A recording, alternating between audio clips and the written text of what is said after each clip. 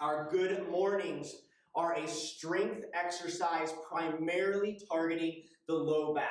The low back is a very common weak point for almost all of us, especially if we have a seated kind of desk job, and it is an area that almost always could use improvement.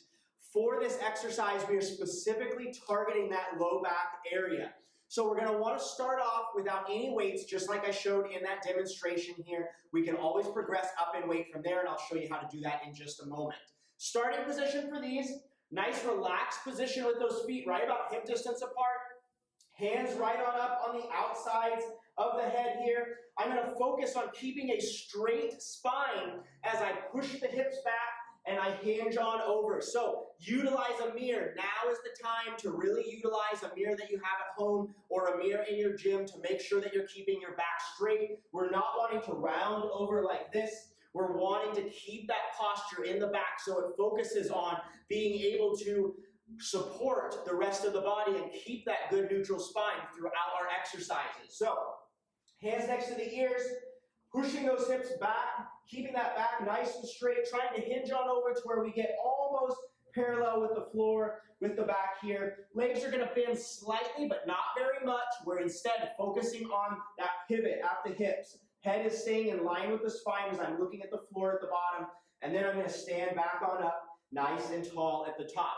So this is an exercise that you do not want to go for speed or super heavy weight on these ones. Slow it down and really focus on your form. Really focus on keeping your back straight, those hips going back as we hinge on over, not rolling that spine on over like this, not bending the legs down like this. We are instead getting all of that movement from that spine.